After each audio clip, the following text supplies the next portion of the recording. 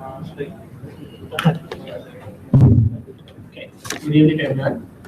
So, welcome to the first Colombo Big Data User Group in 2017. So, last year we had three normal user group events, plus we had two special events as well. Dr. Bhatt, we did one event where we had a house full crowd there. And then we had, apart from those 5 events, we had a workshop in University of Jaffna in Kilinochchi. So those are the last activities. So we hope to continue those activities this year as well. So this is the first of those. So today we have 2 sessions. First session, according to the plan, we have slightly changed in the plan due to uncontrollable events. First session will be done by Samudra Kanake. Samudra offers 10 years of industrial experience ranging from electronic device manufacturing to web application development to enterprise application development. Samudra is currently working as a senior software architect and data science specialist at 99 Next Technology. So, how do you, Samudra?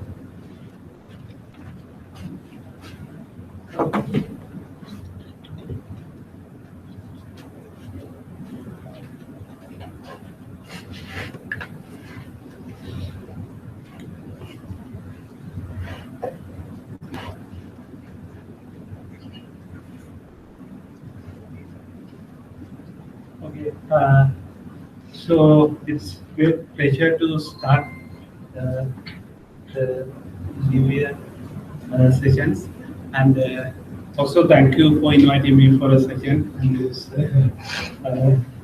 long meeting. So in today's session, I'll be talking about this time series analysis, which is a common business analytic need, but rarely used. We have been using BI, traditional BI, for different business purposes, but we haven't talked much about this time series concept. Of course, at academic level, you talk about this and you do a lot of mathematics around this, but people hardly talk about how this can be applied for the day-to-day business context. So my session is mainly focused around this time series, how you can apply this in day-to-day business. So I'll use R for the development, technical development, and also in Asia I'll show you how you can use this time series. So it will be mostly a practical session which covers the technical aspect. So if I speak about the time series, what is the first thing that comes into your mind? What do you felt when I speak about the word time series?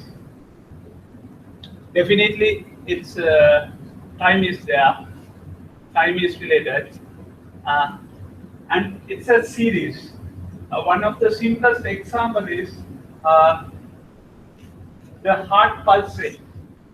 If you take heart pulse rate, it's a time series. How your heart works for the period of time, right? So the time series is a concept of real world thing trying to abstract using different models, statistical models, mathematical models. But you don't have a time series in the heart, but you can abstract the functionality of the heart, how it works over the period of time using a statistical or a mathematical model. It's same if you take your life. So you have every minute, every second, every year you go through series of activities. And if you look at your Facebook timeline, it's another example of time series, but you don't call it a time series because you can't directly convert it into a statistical model, right? But if you have mechanisms of converting it as statistical model, then you can do a lot of things, business things around this. And if you take demand and supply, how your demand and supply vary over the period of time, it's again a time series. So whatever the business activity or the day-to-day activity that happens over the period of time, you can very easily convert it into a time series. So that's the rationale behind time series.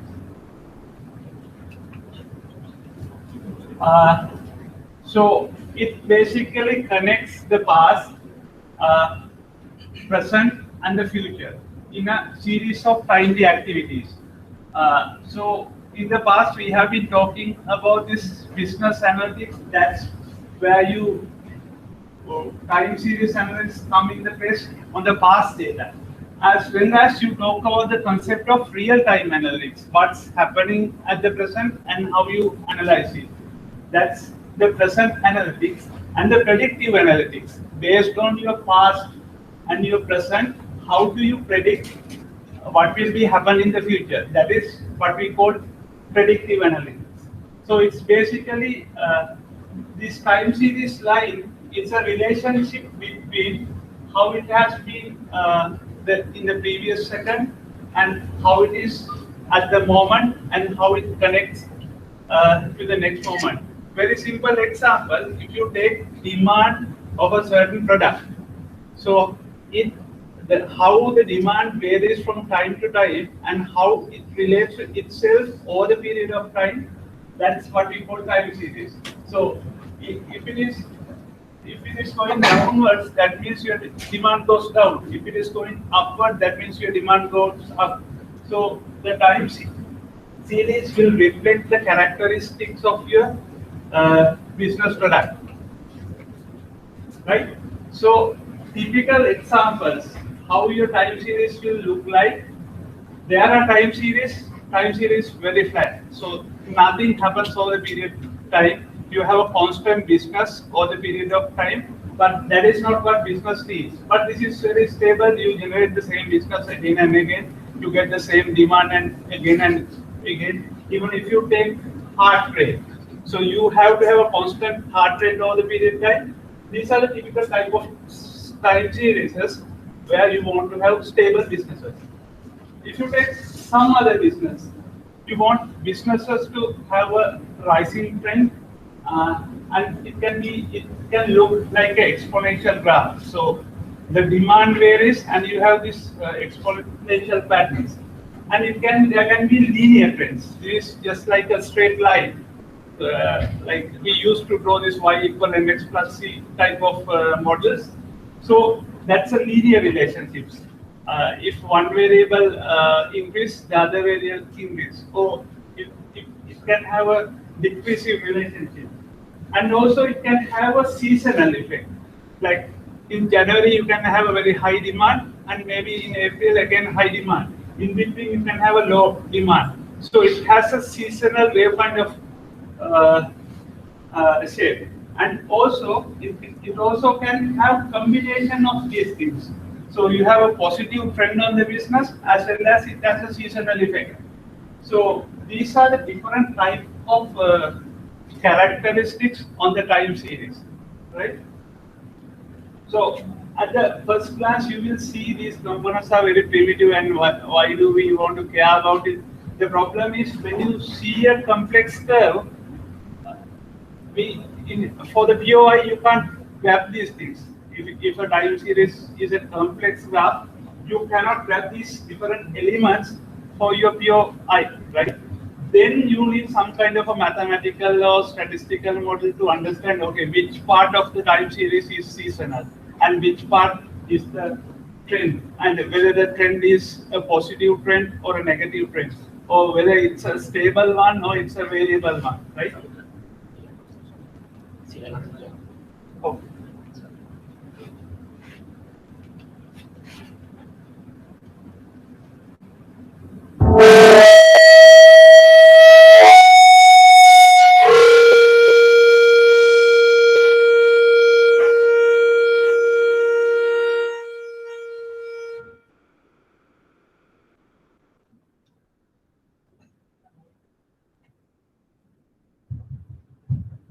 Is it clear? Is it audible?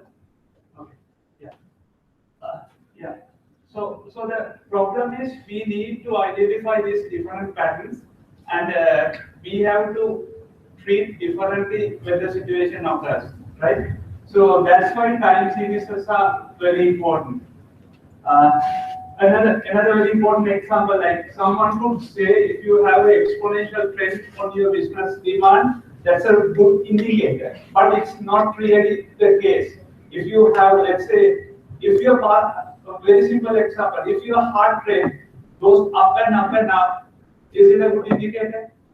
The system cannot manage itself, right? It's same in the business. If your time series go up and up and up, but maybe your business cannot tolerate the business. So you need to identify these patterns and find these different thresholds and manage it. So the idea is time series has to be managed.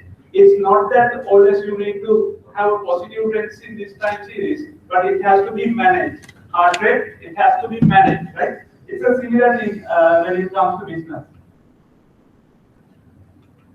Right? So I have taken an example from banking industry so you all can understand what we are talking here. So this, when you do an example, it will make very clean, right?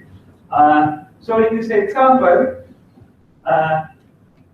we have a bank from one side, right? So you have deposits, withdrawals. So the regular business operations runs from the bank, and they always wanted to have a consistent business. So if you make a loan, you have to collect the loan in a systematic manner. And if your interest rates are fixed and if your amounts are known, then you can calculate it. So there's a business routines which will predict your business in a systematic manner.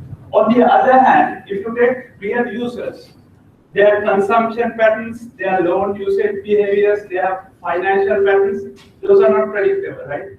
So over a period of time, you do whatever things you like. Bank can't control how you use finance, right? So this business has a predictable part of it, which is fully controlled by the bank, and also you have an unpredictable part, which is determined by the user behaviors. So this is controllable, this is not controllable, and this is predictable, and this is unpredictable, right? So how do you manage this, right? For withdrawal, you can write a function, like if you know the amount, if you know the interest rate, you can very easily write a program, and you can convert it to output. So this is what we do everyday business. You write a program, as programmers, we write programs, right? So you know how to do this, right?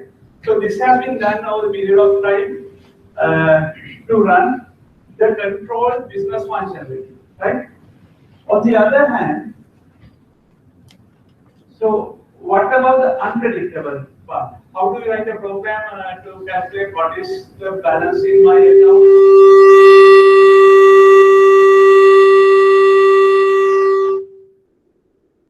What is my balance, account balance after 10 years? Is it predictable? It is not predictable because it has a random effect. So this is the place where you need machine learning, right? When the business has uncertainty, unpredictability, and varying patterns, so the only way that you can do is you can identify patterns, you can identify relationships, you can identify algorithms which will give optimum forecast or optimum matching algorithms, right? So the only way is you can match input and output using a machine learning model. In the previous example, to match input and output, you write a business logic using a programming language, right? So this is the difference between machine learning and then programming, right? Right. So when you analyze these different relationships between data, right? So this example, I have taken example. Your bank balance on the bank account can be a function of your salary, your utility bill payments. It can be your number of kids you have or other entertainment expenses. So those patterns differ from people to people, right? So based on these relationships, your algorithm may change. So there are two types of analysis that you can do on this kind of data set. One is you can take the entire population, all the users of the bank, and you can take a cross section. For example, you take the time slot now and you analyze different users and compare them and say, okay, this user is type of sale. If you know my usage pattern, you can match it and you can predict it someone else's usage pattern. Or you can take an entire subset and you can predict it. So that's, you call it a cross-sectional analysis. So you freeze the time and you control the other parameters like utility bill payments, your salary, you compare different parameters and you fit regression lines, things like that. Then you analyze the one. The second method is you freeze a user. You take a one user and you take that user through a time channel and you do a time series analysis. How this user has been using his consumptions over the last 10 years. And then you fit a model, right? So our focus is on the time series analysis, right? So I mentioned this before. Our time series has an effect called stationarity. Stationarity means over a long period of time, it exhibits the same pattern. So that if it is varying, it varies at a constant interval, just like heart rate. It resonates at the same frequency. So you can predict the seasonality over the period of time. Or your mean value, your average values stay at a constant interval. So you can predict it. Or it has a very managed trend, then you can predict it. But if your demand or supply time series is varying at a very rapid interval in an unpredictable manner, then you can't directly apply these statistical techniques, right?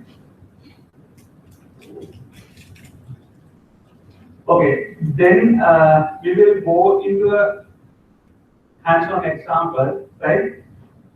I'll start.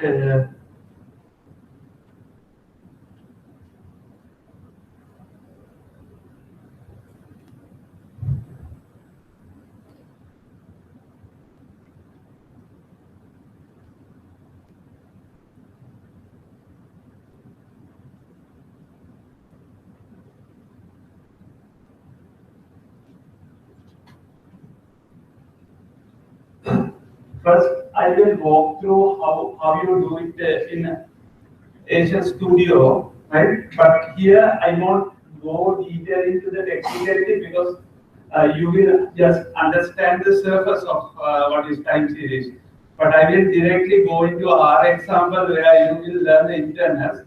Here I will just say what actually this Asia workflow does. Then I will use the R tooling. Underlying actually they are using R scripts to do this.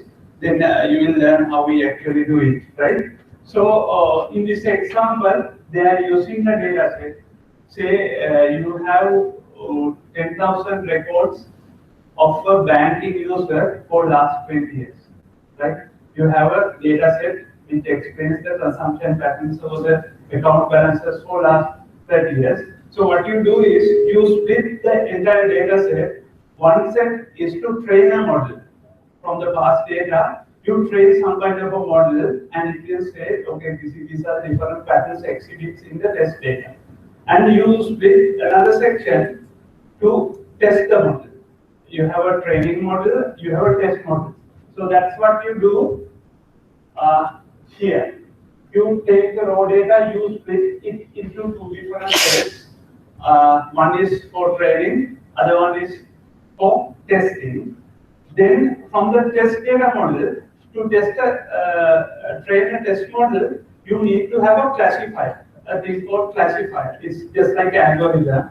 So for the same data set, if you run different classifiers, your efficiency will be different, right? So in the machine learning, you don't have a thing called perfect answers. What you do is you train a model using multiple algorithms, and then you connect them together and see whether which one produces the highest efficiency for given problem, right? If I take time series, which has an exponential capabilities, exponential time series, then you can't do things like moving average. Certain algorithms you can't do because the variability is high. then you have to remove the variability and then apply a suitable model. Whereas there are some algorithms, these are catered to drive exponential functions, right? So you need to understand which model to use for the given context, right? So that learning you have to learn. You have to go and study. Okay, there are several algorithms. This algorithm is good for exponential. This algorithm is good for when the variability is low. So you have to read it, and those are trial and error, which you will get to know hands-on. So this, if you look at these different swim lanes on the workflow, those reflect you running the test model using this. In this case, they run with 4 different algorithms. Then finally, they connect them together. Then finally, they connect them together, and here these are the different swim lanes I am talking about. They connect them together, and finally they evaluate which one produces the highest efficiency, right? So that's how we configure in Azure machine learning. And if you look at these connectors, those are written using R scripts, right? So when you drag these connectors here, then you can write scripts using R. You get the input data flow, then you write some logic there to assess the data sets, then you connect it to the output. So what I am trying to do is, I will take one script from here and I will write the time series sample, right? So otherwise we can't do this within 1 hour, right? It's a big exercise, right? So I will go into R Studio, right?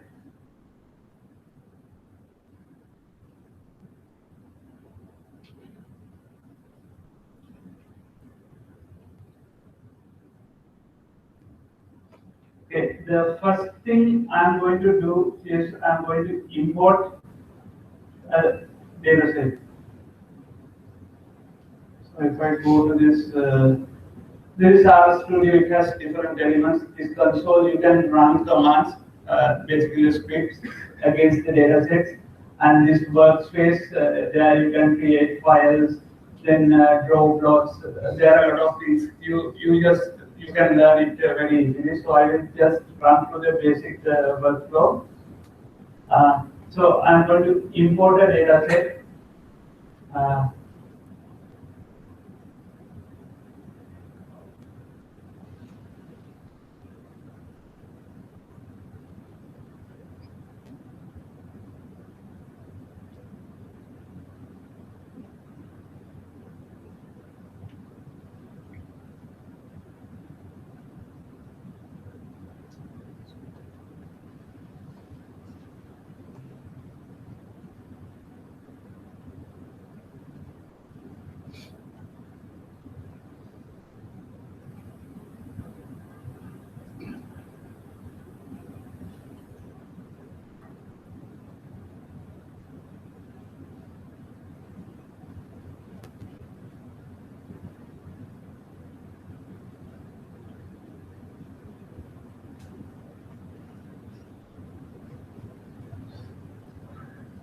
Unfortunately, it's not redrawing on the screen.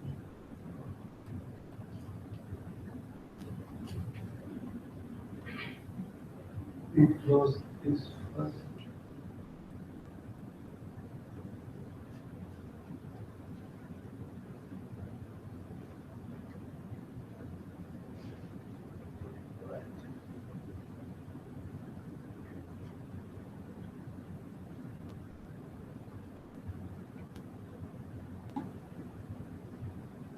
I'll browse this. So I have a sample data set. So this has data.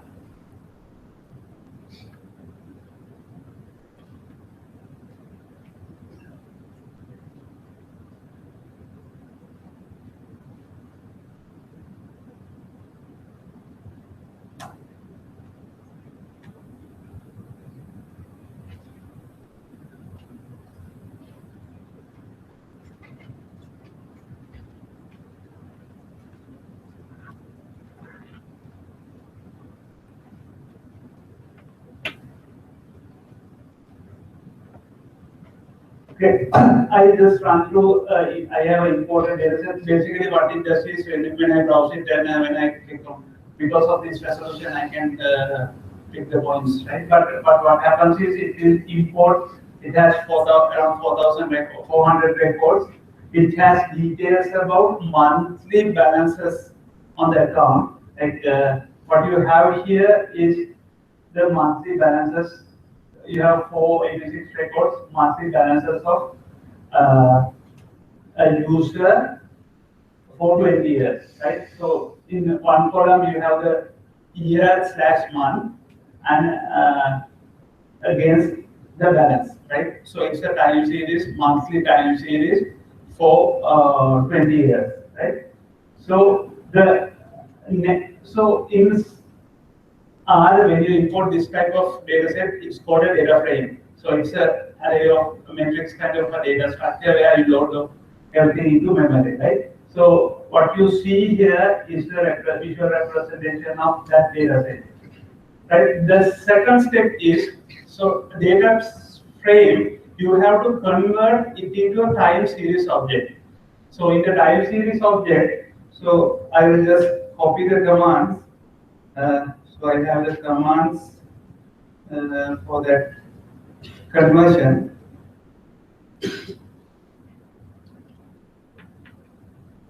So what this does is, account balance TS is the time series object that we are creating, and this TS is an API given from R. It's a command given from R. So account balance field means, so account balance field, that is this column, right? So get that column and convert it into a time series. Frequency 12 means I have data in the monthly format. That is, for a year you have 12 portions.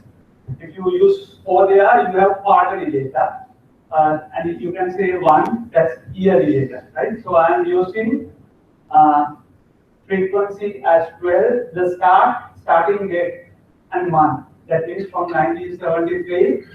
That is the start record. So if you create a time series starting from 1973 and put it into that variable called. So now if you look at this time series, you can see it's a time series. TS class TS means it's a time series. Now you can do a lot of operations against this time series object. So this is basically source for machine data source for machine learning in this time series. So if you say aggregate, so monthly columns will be aggregated month by month. They will aggregated for that 20 years, right? So you can do a lot of operations against this. When you are aggregating, you can set a custom function. Normally it will add, but you can say get the mean of monthly, get the monthly averages. Then you can say like this. So aggregate by using function mean, and you can write your own custom function, right? Say in this time series column, if you have a weighted average or custom algorithm to calculate these sums, so then you can write a function and supply that function into this aggregation logic. And also you can plot this. If I plot monthly data,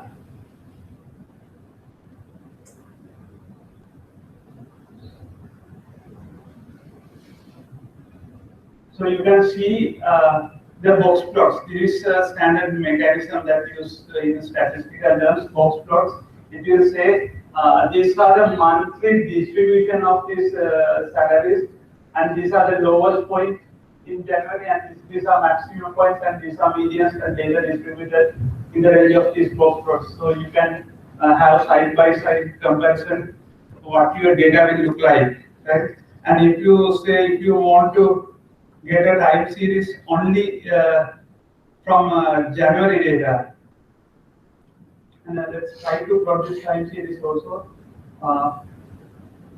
Let's plot series or time series, then you can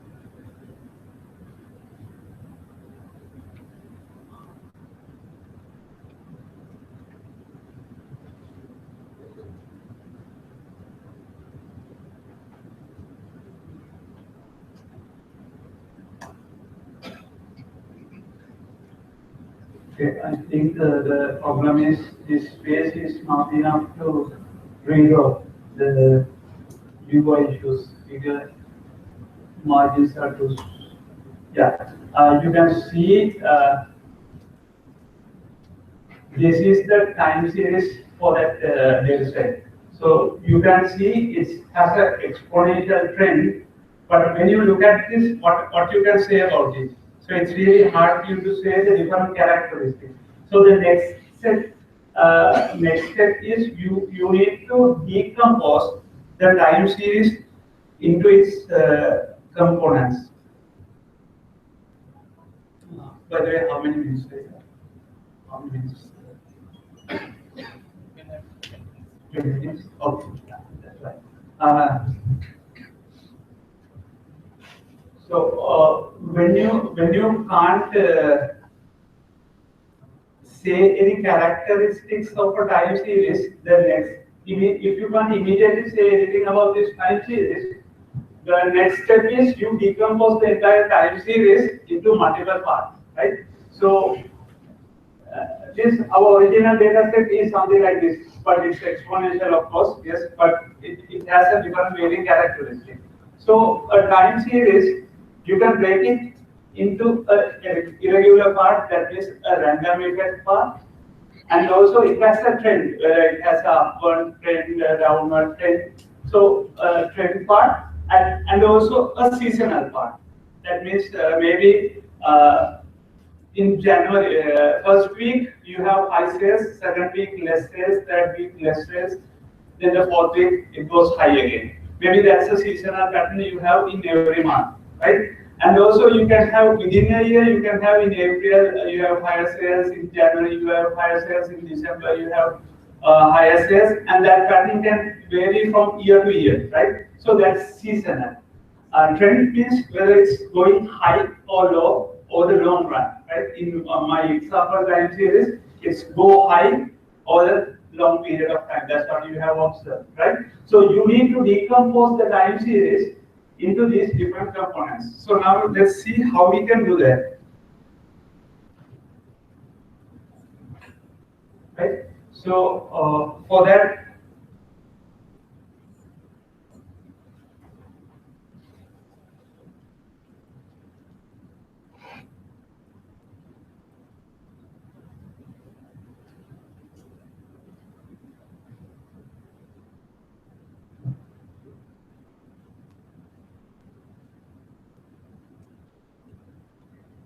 so sorry for the inconvenience. This space is very limited. This tool is not responsive in these UI sizes.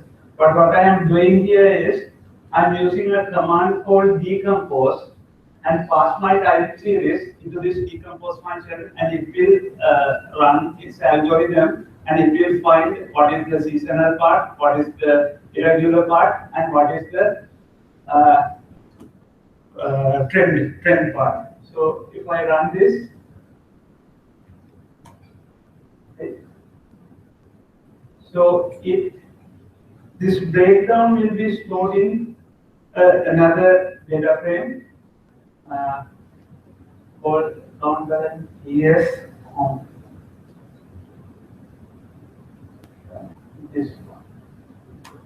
So if you look at, observe this variable in the, you can say, if I type Yoda, you can see this, this is a data frame. It holds the seasonal array, it holds the trend array, random figure. So it holds different characteristics about this decomposition. And now if you plot this, so you can also do something like this. You can just access these variables and you can get the data set. What is the seasonal data set? What is the irregular data set? You can access all these things. And also you can, the nice thing is you can plot it. You can plot this data frame.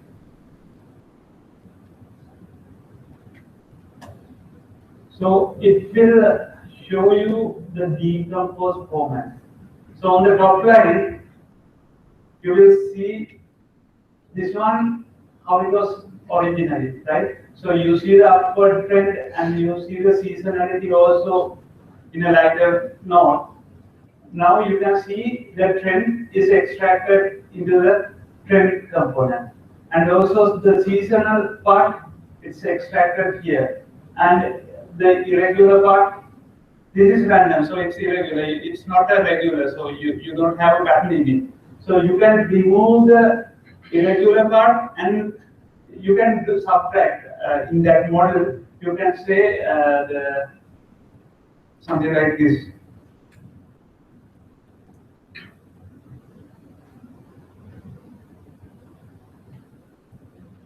You can say this minus, remove the irregular part, that's random part. So this is possible. So you can create a new model by removing the irregular part. Let's say your business generates some random, pattern-oriented data as well as irregular data. If you want to further analyze pattern-oriented data, what you do is you subtract the random part out of it and then you remodel on the trend and the seasonal part of it. Then you can identify the business patterns that will repeat over the period of time. And so that will be analyzed separately, right? So these are kind of matrices you can basically manage using simple mathematics, not simple and just statistical mathematics, right? So that's how usually when you analyze a time series, that's what data scientists will do when you dig into the detail, right? Then, so when you have this, the next step is, let's say we want to predict. Now we have been talking about how it has been in the past. That means you are analyzing, you are decomposing, and you see the different patterns, and that is from the past data, right? But if you want to predict, let's say for 10 years down the line, what your business trends will look like, that is the next questions you are going to ask from this data set, right? For that, we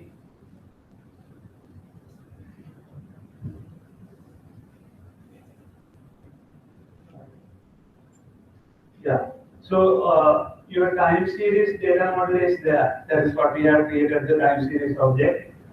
And now you need to create a prediction model and you need to create predictions. To create predictions, you need to find a suitable algorithm, right? In this case, you have seen that this is the exponential curve. It's right. It's a rising curve, not infinite exponential curve, but you can see some kind of exponential shape there, right? So you need to decide whether you are going to deal this as a stationary or non-stationary. Here I mentioned some processes, they exhibit, this is a stationary process. Over the period of time it varies, but if you look at it clearly, it's a flat, center is flat, but you have some kind of variations, but it is have an upward trend, but it has a pressure to come back to a normal position. If it goes down, it has an upward pressure to come back to the normal. That's what you call stationary. And these are non-stationary. If you have an upward trend, that means it doesn't have a pressure to come down, right?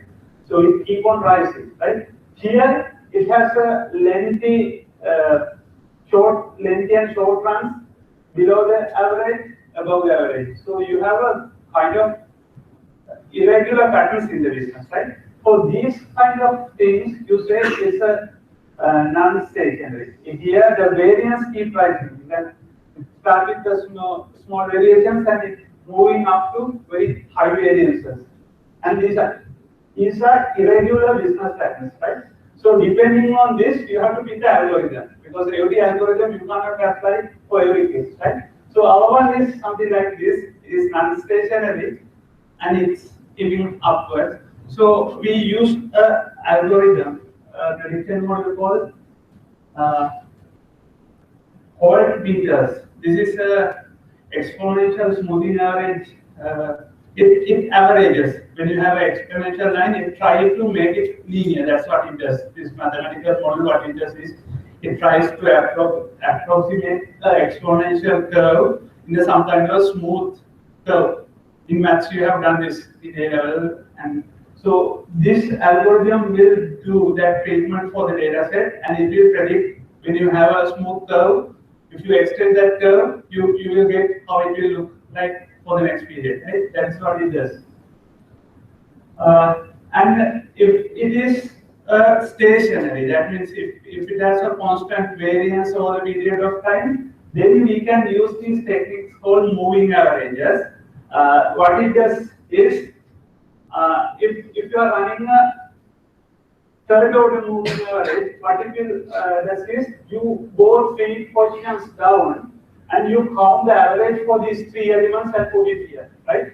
For the next 3 elements, you get the average here and you fill the data set similarly, right? So basically, you smooth data set 3 pieces chance, and that average will be your moving average over a period of time, right? So when you expand smooth, you can say 5th order, 6th order averages, then your curve will look much smoother. If you run first order, then you will have a sharp edges on the curve, right? So if you want a smooth results, then you run high order moving average. That is for non-stationary data. Stationary data. So if you want to do this moving averages on non-stationary data, you do a technique called differencing. What it does is, it tries to bring down this exponential curve little by little into a stationary process. That's what businesses want. If you run a business, the predictability is much important than an exponential business, right? You can have a business for 5 years with very huge markups, but most people, they want a stable business on a long run. That's a different business scale, right? So if you want to do that, in the statistical model also, you have to support it. So you have to remove the exponentiality and have a very stable curve. Then you will identify, okay, these are the different features you have to do the model on the long run to have a smooth business curve, right? So that you can learn it. I can't touch those parts because we have limited time, but you can read it. Very interesting topic, but practically can be applied. So I will just run through the example. So as for the model, first thing is what we have to do first. You have a time series model, that is the data set, time series data set. Then what do we have to create now? A training model, right? So you have the past data set, you need to create a training model, right? So to create that,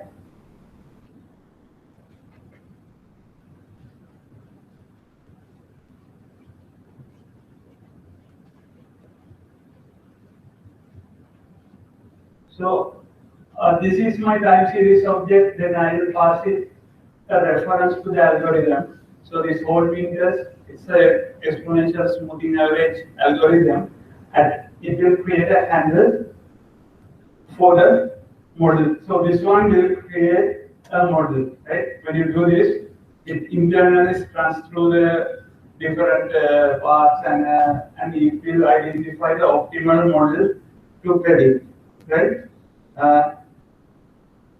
Then you can directly start predicting. So you have a model. Now what you say is use that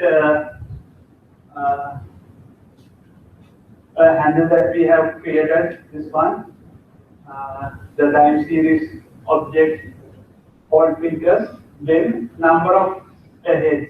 N means in this case for 10 years. So I have 10 years into 12 seasons and predict it. That's what it does. So it will calculate, calculate the model, recalculate, and it will go through it, and it will create a model here, right? And now you can basically plot it.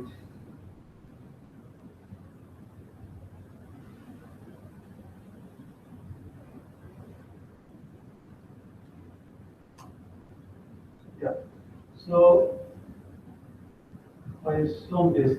Now you can see this has predicted data from 2014 to 2022, because my previous data set, the data set I proposed, it has only data until 2013.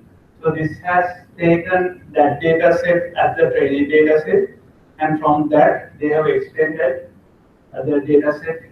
So it has gone through the different kinds, and this is what it has predicted, right? So if you now decompose this, right? So I will. So this is the predicted data. That means this is for next 10 years, and now I am decomposing next 10 years to see how it will look like, right? So it explains what it has done. So now the trend line, it's a smooth curve. It's not an exponential curve, right? So that's what you call a smoothing average curve, right? So the algorithm I have used is a smoothing algorithm. So it has tried to fit a linear line on the exponential line for the next 10 years. If you just extend the time series as it was before, it will look like a curve like this. So it will keep infinitely upwards. But this one, now it looks linear. But if you apply the differencing I have mentioned above, so this line will slowly go like this. Instead of the linear line can be steep as this, as well as you can just turn it around like this, right? So on the long run in business, what you have to do is to make it here. If you run a short run business and you don't worry about the long term sustainability and all, short money, then just you don't need time series or this kind of algorithms. So, but this is for sustainable, like long running businesses to predict how it will look like, right? And also you can see the seasonality also now it's very stationary. That means it doesn't have irregular effects, right? So this is just a simple exercise that I have done for one time, right?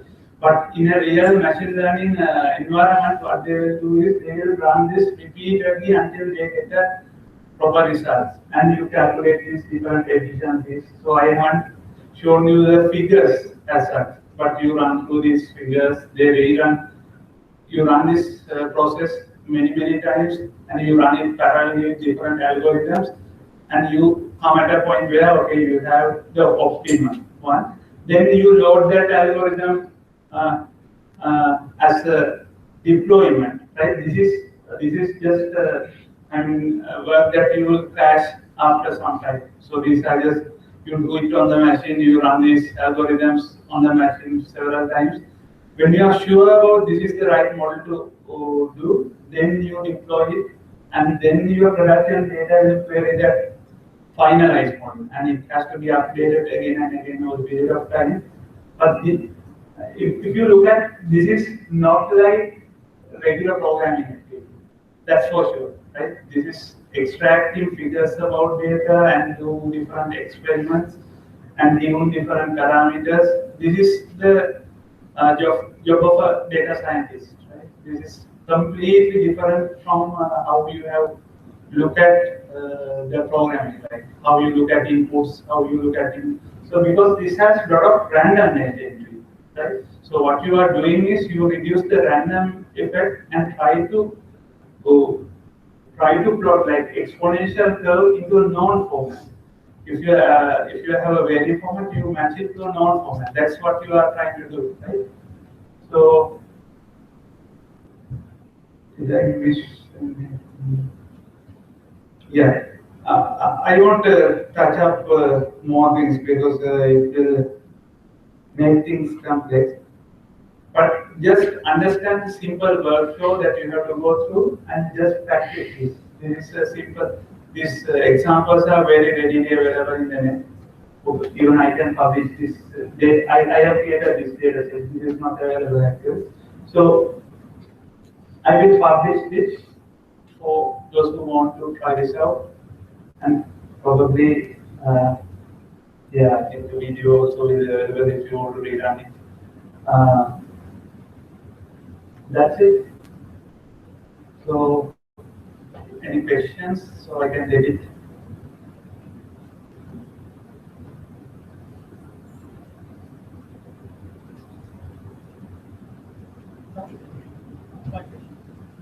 Hi, I'm Meetup from producer. Yeah. So I have a question. So we are talking about running these algorithms for a single time series and predicting things. Like Yeah. Is there a way we can actually predict, say for example, for a group? You mean the multiple time series or multiple people? Multiple people, say for example. I'll switch off the board and here.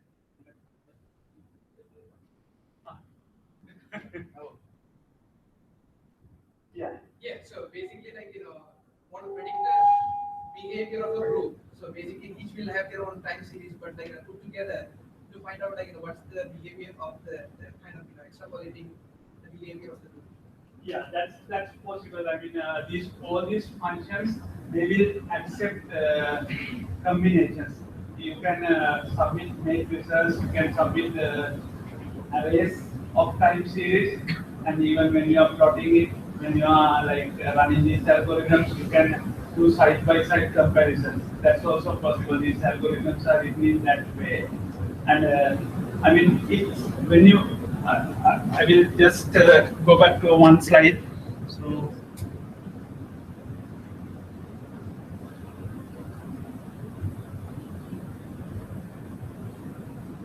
yeah. So in this section, so if you are too sure about if you are running multiple time series with multiple people, then that's possible. That's what here it reflects. So this is possible technically also using these APIs. And also the other option is you take a cross section.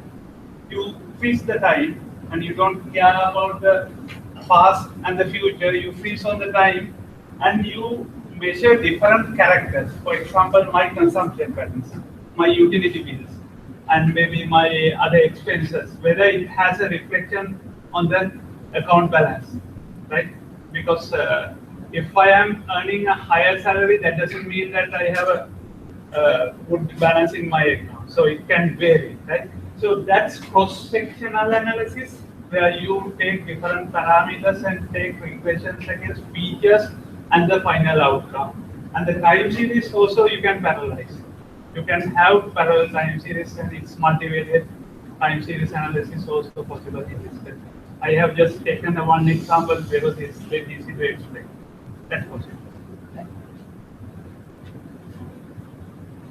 Related to anomaly detection in a time series, how do you handle the seasonal issue? If there's seasonal issue, like say if you are trying to anomalies in credit card transaction. Yeah. So anomaly detection, very clear, right? The question is whether how do you detect anomalies can be detected at the composite level, that means on the final outcome when you have the seasonal effect and defect all together. That also can be done. And also you can have anomalies at the season period. So that is your question, right? How do you? So what you do is you from the I showed you how to reduce this, right? When you have the total time series, you can remove the trend part, you can take the seasonal part separately, that's also separate time series. So whatever the anomaly detection that is applied for the time series, now you can apply for this local variables. Like if you take seasonal effect as a separate time series, so you can do anomaly detection for the seasonal effect. Say you can do smoothing. One way to reduce the anomalies, if you have high anomal data, then of course you have to run through the removal data, extreme point reductions at the first glance, and you can make it smooth. Other option is let's say you have 1 point here and 1 point here, and you can make a smooth curve here. Right? So that level of smoothing algorithms are there. So for the seasonal effects, you apply a smoothing algorithm, then your time series become smoother. That means the what do you call anomalies are also averaged into the rectangle. If you need sharp anomaly, then you increase. There are parameters called alpha, beta that control the anomaly levels and control we call it underfitting or overfitting. If you increase alpha, then your model become overfitting. That means your model is too much trained. Then it gives too much accuracy. Then you reduce the alpha level down. Then you maybe 60% accurate results. By controlling these parameters, actually you can control all these figures. Did I answer you? So I could have run those, but it's limited. But these parameters are available in the model. Any? Yes. I have a question like most like connected with the anomaly detection. So when we look for a real world data set, one thing we face is missing data. So such as the anomalies, we found many missing data.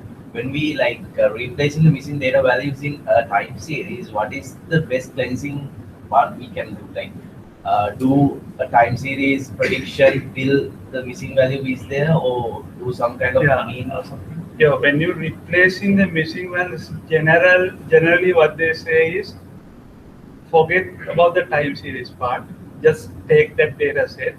Then you run through things like Pearson coefficient correlations.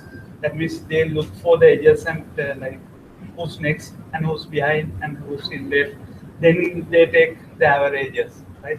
So distance, there are weight-based averages, distance-based averages.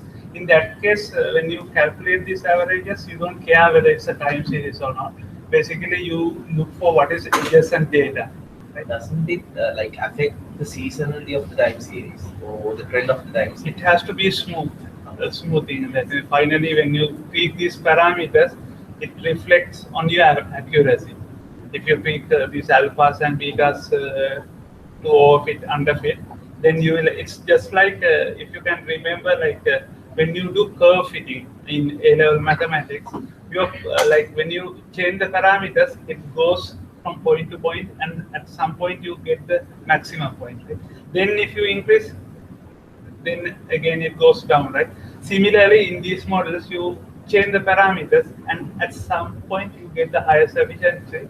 Then if you tweak parameter one bit more, then your model goes down. That's how you. Same as like stochastic gradient. Yeah. This is gradient descent. Yeah, the same mechanism.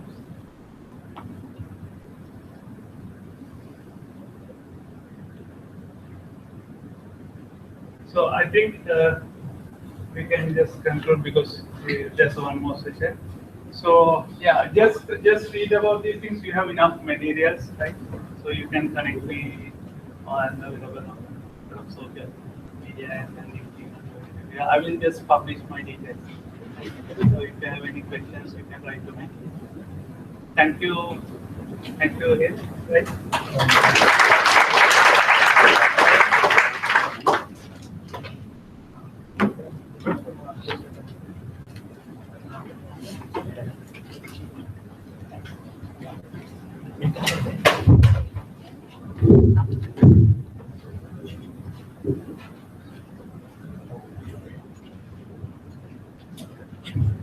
you, Samantha, for sharing your knowledge and valuable time with us.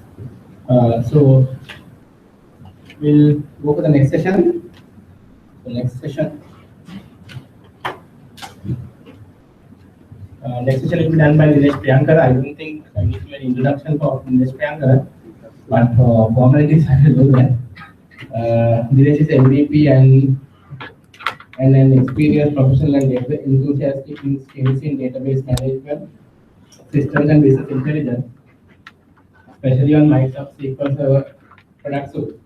Dinesh is possessing over 16 years of experience on data-related technologies, and he does consulting, training, and implementation related to data solutions.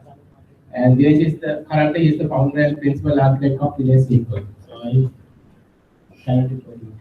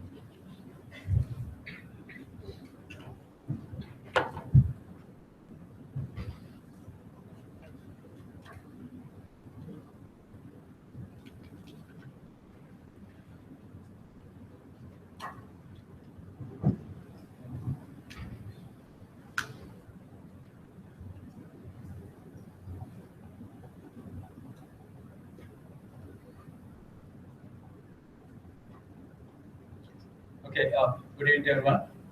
Hope you enjoyed the first session. Okay, so I'm going to talk about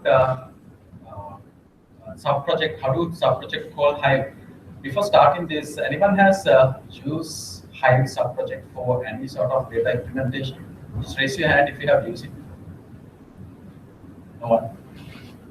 Okay, anyone else? Have you heard about Hive?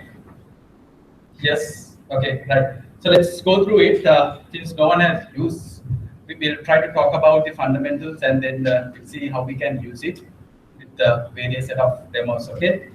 Now, since Dinesh Asanka introduced me, I'm not going to spend time on this slide. So everyone knows me as Dinesh, right? One of the MVPs in Sri Lanka, and I maintain my blog in the given URL. Whenever you have time, just go and see whether you can find something valuable. In addition to that, I have written a book. That's the image of that book. Okay. In addition to that, I need your feedback for my session. So I believe that everybody has smartphones. If possible, go to this site and register yourself. Just go and make the registration. Right. It's all about rateevent.com. Right. At the end of the session, I'll tell you how to rate my session. I really need your feedback just to improve myself. Okay. Just get yourself registered with this. I'll make sure the session, the speech is activated or active for a couple of days. If you can go to the site and rate me later, but I prefer to see tonight if possible. Okay, right.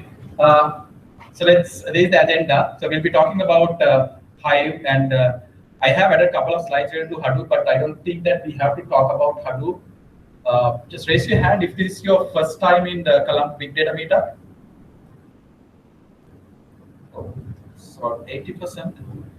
Have you ever gone for a session related to big data before? Okay, so everybody knows about big data. These right? And why we have to go for big data, things like that. I believe that everybody knows about it, right? Yes. Okay. So in that case, I can skip those slides. I'll just go through it. Okay. But if you need any clarification, we can discuss because I want to spend more time on the Hive part. Okay. I believe that we have time till 7:30, 7:45. So let's try to discuss things as much as possible. Okay. So a quick look on Hadoop. Everybody knows about Hadoop, what sort of platform, why we have been given this platform, and who introduced this. This is based on the who introduced this or who invented this concept initially? Anyone? Yahoo or Google? Let me make it easy. Yahoo or Google? Okay, it's based on the Google white paper, if I'm not mistaken, but the real implementation came with Yahoo, right? Okay, right. So you know how this elephant icon has been added to this. All those stories are there in the internet. You can read it. Okay. So why we have to go for Hadoop? First of all, there are two main reasons for Hadoop. What are those two reasons? Let's try to make this as sort of interactive session. What are the two advantages you get with Hadoop? Why you have to go for Hadoop? For example, like if you're going to maintain some information related to customer, do I have to go for Hadoop? Yes or no? Yes or no? Or any other answers? Yes or no? If I have, okay, let me ask like this: you have 100,000 customer records to be maintained. Should I go for Hadoop or something else? Raise your hand if you say Hadoop. Okay, raise your hand if you say it's a relational database management system. Okay, raise your hand if you think that it can be maintained with something like Excel, CSV file, or NoSQL. Yes, it is possible, right? So all based on the requirement, right? But generally, we go for Hadoop for addressing two things. One is distributed processing, other one is distributed storage. These are the two main reasons we go for Hadoop. Okay. Yes, there are 3 V's or 5 V's. 3 V's or 5 V's. I'm talking about characteristics of Hadoop. We are in big data forum, right? Okay. Don't say that you don't know about 3 V's and 5 V's. Okay. So it's 3 V's or 5 V's. Okay, so I'm sure that everybody knows about these V's, right? What is the last V? Sorry, what is the last V? It was not introduced recently, but it got added later. About volume, veracity, all other V's. But what is the last V? It's all about the value, right? You should not just go for. That's why I asked whether we have to go for Hadoop or something else. The last V is value. If you do not see a value by implementing your data solution using Hadoop, you should not go for Hadoop. Because that V was introduced that because everybody started moving to Hadoop. Whenever we see that, okay, we have data, there are about 1 billion records, so you have to go for big data. Okay, so that's not the way. Whenever you see the value part of it, only you have to go for it. Right, okay. Before going to talk about Hive, right, we need to understand a concept called MapReduce. I believe that everybody knows about MapReduce. Okay, right. Tell me whether MapReduce is a language or technology or concept. First, second, third. Language, technology, concept.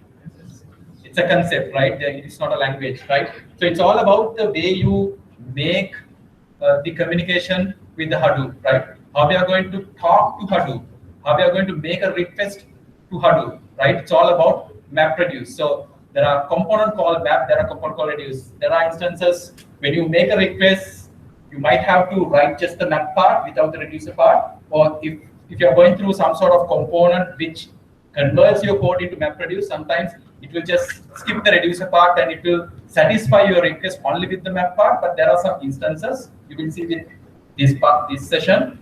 There are some instances it will just ignore both map and reducer part and it will just satisfy your requirement. Okay, so the MapReduce basically handle your request I'll quickly go through this. Assume that you have stored your data in the Hadoop environment. You have multiple nodes. So you make a request to get some data out from all these nodes.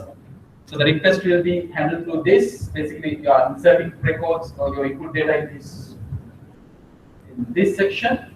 Okay, and then it will the map part is basically getting data, and the output of the map part is something called key value pair. Right? I'll show you another slide. You can understand it clearly if you are not familiar with this. It will take data from all these nodes, so you can assume this node as machine and collect this information. Then the reducer will collect all of these things and do the manipulation.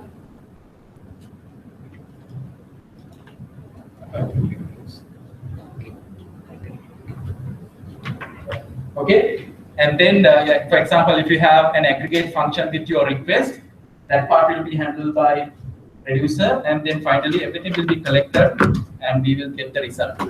Okay, if I try to make this simple, think like this: I have submitted or I have stored sales records, right? Date, country, and quantity. Even though I'm seeing this as 3 record sets or 3 data sets, right? We'll be simply saving this data set as a single one to the Hadoop. Okay, I'm not talking about 3 tables, just one container that holds all these sales record. But inside the Hadoop, you know that, remember, distributed processing, distributed storage. So this is distributed storage. My data is distributed among the nodes, right? So if I make a request saying, give me total of the quantity based on the country, it's a simple select statement, right? So this request, the instruction has to be distributed, because now we are talking about distributed processing. Okay, basically data is stored with the concept of distributed storage. Now we are making requests, which means distributed processing. So my request is not exactly a statement, it is based on MapReduce concept, right? So I make this request and it goes to all these nodes. The map part will collect information like this. You can see key value pairs. Okay, then the reducer will collect all this information and give me the result. So this is how my request is getting converted and getting processed inside the Hadoop platform. Clear? Right. So we just summarized the purpose of implementing Hadoop. Right. So now let's try to understand Hive. Raise your hand if you are a database engineer or database developer or database architect. Let's raise your hand. Okay, I see only 1 person or 2 persons. All others, so can I assume that you are either data analytics or Java developer or .NET developer? Yes or no? Okay, right. In that case, this might not be applicable for this audience, right? The first issue I face with Hadoop, right? Now, I've been working with database for last 10 years or more than 10 years. Now, I just can't, walk away saying Hadoop is not part of my job, right? It is going to be a part of our job, that because we have been working with databases, we have been working with database solution or implementation, right? But in order to get my data processed through Hadoop platform, okay, what I have to do? How do I make the request? How do I, make the communication with Hadoop using what concept? MapReduce, right? So when I want to make a connection or make a request using MapReduce, unfortunately, I have to use a language called Java, right? For me, I haven't coded using Java for a long time, right? So I can't remember, how to code with Java. But when it comes to data manipulation or, implementing big data solution, we have to write codes using Java. Okay, so I experienced that issue. Not only me, even experts. In order to handle that one, Yahoo invented a sub-project or component that can be used for communicating with Hadoop. What's that component? Yahoo implemented something. Not because they don't know how to write Java codes, but they wanted to have some sort of a scripting language. So it's a scripting language. What's that? What's that? Ladies and gentlemen, talk will you. Have you heard about something called pigletting, right? So that's what they implemented, right? Still, for me, it's been difficult, right? I don't want to learn another language, okay? So everybody started facing these issues. MapReduce based on Java, right? And we need to learn about this Java coding, right? Even though the Yahoo invented pig, again, that has to be learned. Because we have been working with what language? Not you. Database guys, what's their favorite language? SQL, right? SQL, right? So I prefer to use something like SQL in order to connect with, in order to communicate with Hadoop, right? But that was the issue. So not only us, even Facebook, they had that issue because they were processing, if I'm not mistaken, something like 6 terabyte per day. Am I right? Somewhere close to 6 terabyte, right? So they were having so many issues, not exactly issues, some difficulties in order to write pig and Java codes to communicate with Hadoop, because most of the big companies, Yahoo, LinkedIn, Microsoft, some a lot of big companies, they use Hadoop platform, right? So Facebook faced this issue, so they decided to create a middle component that sits between us and Hadoop. Okay.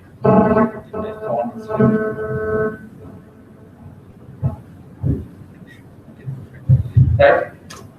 So that's how we have this hype, right? So Facebook invented this, which is a sort of interface which can be used for communicating with Hadoop using our favorite language, which is called SQL, not your favorite language, like people like us. Okay, what is the best, Java, .NET, or SQL? .NET. Can you survive without SQL? Can you implement a solution without SQL? Yes or no? Okay, great. Yes, I know. Like there are things like Hibernate, entity framework. Okay, so those things. But actually, you are using SQL. You are not going to write SQL. It will write SQL for you, right? Okay. But most of the application you need SQL expertise. You have to, right? So anyway, now it is always better to use a language like SQL in order to communicate with data. So Facebook invented this. You can see it is called as data warehouse infrastructure, but it is not something we know as data warehouse. I'll talk about it. And it says it's an abstraction layer on top of MapReduce. Provide a query language called HiveQL. So it's very similar to select statement, insert statement. You are not getting exact insert, update, edit statement with this, but it's very similar to SQL language, right? I can simply ask, remember the example I showed with the MapReduce slide? So I can actually make a request like that. So what happened is I'll be making the request to Hive. So I'm passing the request to the Hive. Hive accepts it. It converts my request into MapReduce code. It's not as simple as I said, but it generally in high level it converts. Pass the request to Hadoop environment, get it processed, get the result set back, and I'll be getting the result set in a tabular way. Okay, right. So let's see what is this Hive and how we can use it. There's something called schema on read. Have you heard about this concept called schema on read? What is schema on read? Anyone can? I know that I'm supposed to do the session, but I'm asking whether you know it, whether you can explain it. Anyone? Sir, like the schema, I normally clear. We have a schema already defined. Yes. But once you go to the data lakes, Okay. we view the data, where is this schema? Right. So basically, we have been working with a concept called schema on write. We first define the schema, say this is my container. These are the rules. How we are going to define rules? Column 1, it is integer. Column 2, it is date time. And these are the rules. These are the constraints. We set the schema. You cannot send some values violating this schema. Okay, that is schema on write. But here we are talking about a concept called schema on read. Just set us data set. I'll be reading data as I want. So I'll be placing a schema on top of your data set as I want. You will be placing a different schema on the same data set as you want. Okay, that's the concept. Okay, before going through Hive, let's try to understand the differences between Hive and Pig. Performance-wise, there are so many arguments saying Pig is faster than Hive or Hive is faster than Pig, but there are various considerations you have to make. But as per experts, what they say is for grouping and other things like aggregation and all, when you're working with large data set, Hive is faster than Pig. But for some of the operation, you get result set faster than the Hive using Pig. Okay, there are a couple of different. I'm not going through all these points. I'll be sharing these slides. You can go through it later. Okay, but generally remember, it's all about your choice, right? If you have been working with SQL databases, Oracle data, or like you have been using SQL language, it's always better to use Hive rather than Pig. But one thing you need to remember is when we talk about big data, one of the V's is variety. Okay, it means that you are working with 3 types of data. What are those 3 types of data? Structured, unstructured, semi-structured, right? But remember, Hive is not for unstructured data. It cannot work with unstructured data. For some extent, it can work with semi-structured, but most of the time it works only with structured, right? But for example, if you have a text file which has various number of values and you cannot easily define a schema, still we can consider it as semi-structured. Okay, generally we consider things like JSON, XML, HTML, those are semi-structured, right? But even with a text file with undefined column sets, undefined attribute set, we can consider it as semi-structured. We can use Hive for processing, manipulating data in these semi-structured data sets. Okay, right. Schema on read, you can see no specific format. Schema on read, serialized. Okay. See this one, that is schema on write. You have the table defined and you'll be inserting records based on the schema. And schema on read, it's all about you have data sets, right? You have your data and you'll be reading as you want. Now, if you just go through this, you can see values have been separated using this pipe sign, right? This person can, for example, if I want to read this as this is, I can take this part as custom ID, this part as date, and this part as string. But if you want to read it differently, you can create a table, you can create a schema saying this part is customer ID, this part is date, but this is not just a string, it's an array.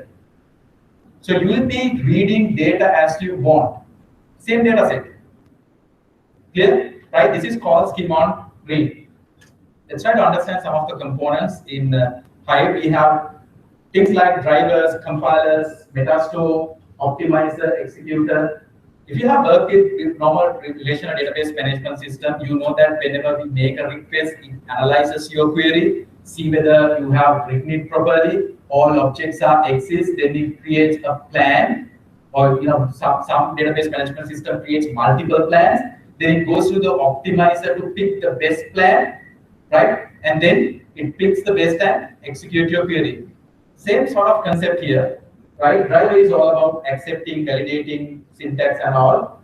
Then compilers will create something called AST, right? Abstract syntax tree. Something like plan, actually it converts to something called that, right? So optimizer, then driver, compiler, then optimizer will pick the best that applying various transformation.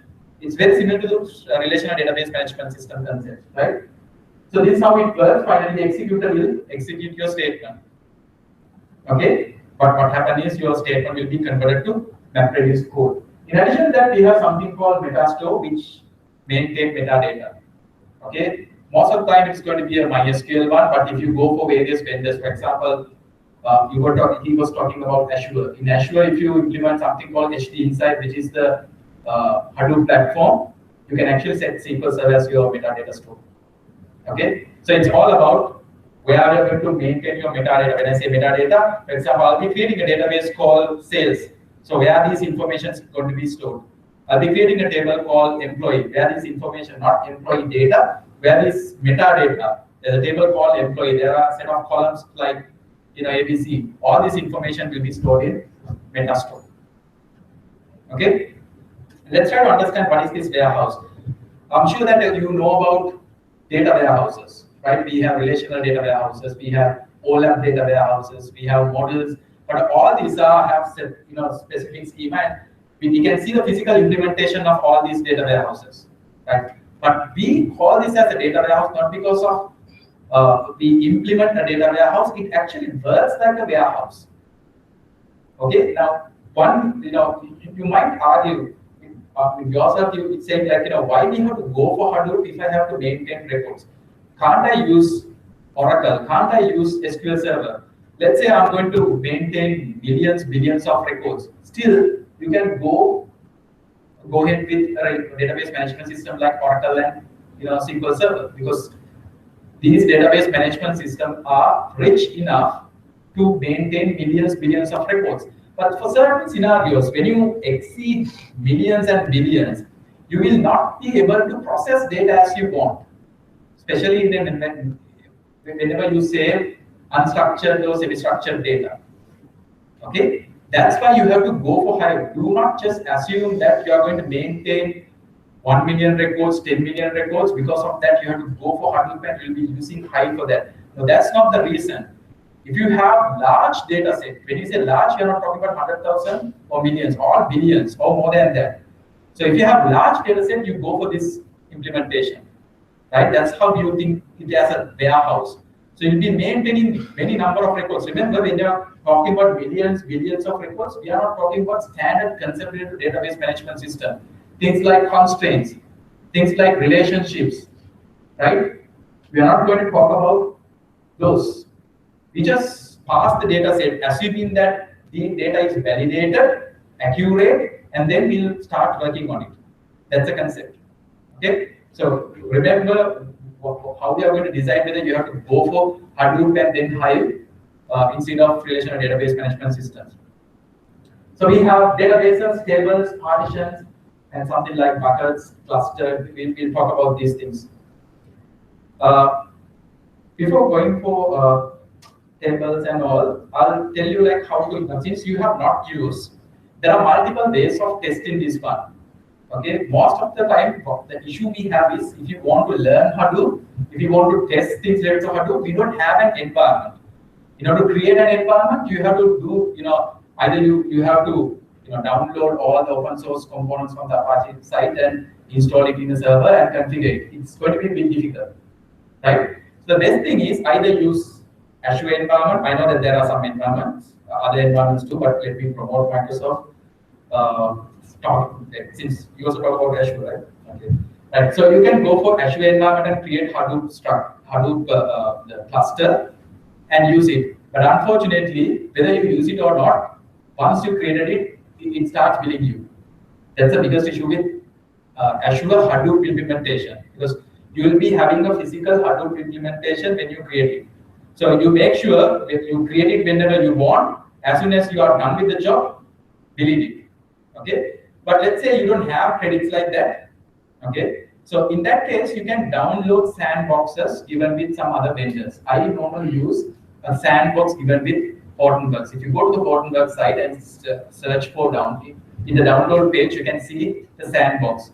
You have multiple sandboxes based on different virtual machines. For example, Oracle, what do you call Oracle one?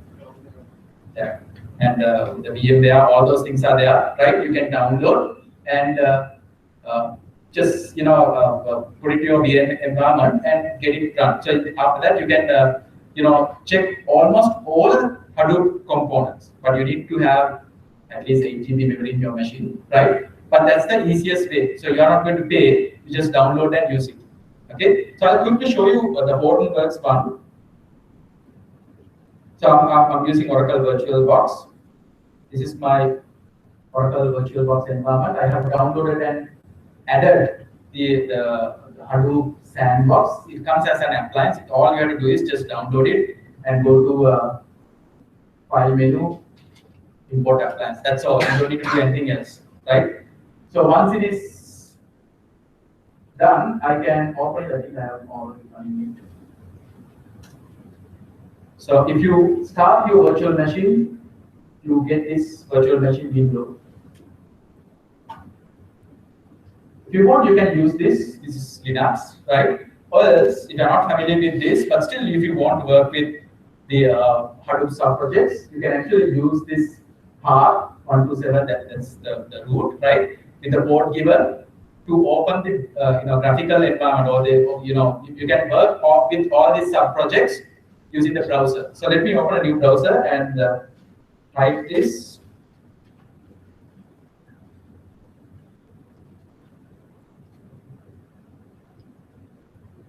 So if I say 127, that's not the one. If you want to watch free movies, that's the website. All HD movies are there. Okay. Right, so you get this. I think some issue with the solution. So you get two sections, one for dashboard, other one for quick links. If you go for quick links, you will see multiple links for various components, like you need to go for secure shell client, and that's the one, right? And if I click on dashboard, you get this interface for login. All your login credentials can be found here. Okay, right? And just click on sign in. So it will open the dashboard where I can see everything related to my sandbox. So basically, in your machine, you are running Hadoop environment. Anyone has used this before? I know that you have used. Anyone else? Okay, so if you have not, just go to the Horton website, download this sandbox. You can start testing almost all Hadoop components with this sandbox. Okay, right. So so you can see all the services running, Hive, Big, Desk, Scoop, everything is there, right? If you want to go to specific services, you can go to this menu and you can see file views, Hive view, and all, right? So let me open file views in a different one. So that's going to be, okay, let me click on file views.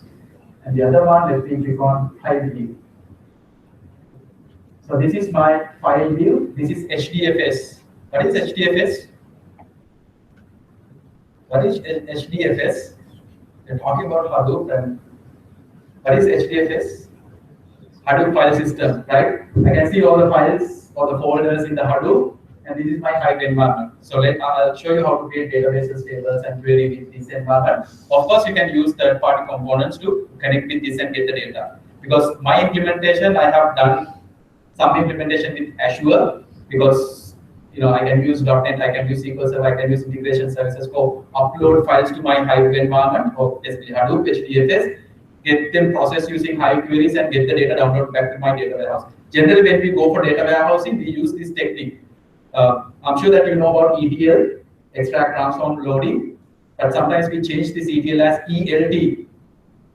Everyone knows about it? ELT, extract, load, and then transform. So for that, we use this. We extract data from our sources, but before transforming, we load. So which means we are loading to a platform where we can process. So obviously, platform is going to be Hadoop, right? So we upload them, then process either using Big or Hive. Generally, I use Hive, and get them processed and get them downloaded back to my data warehouse.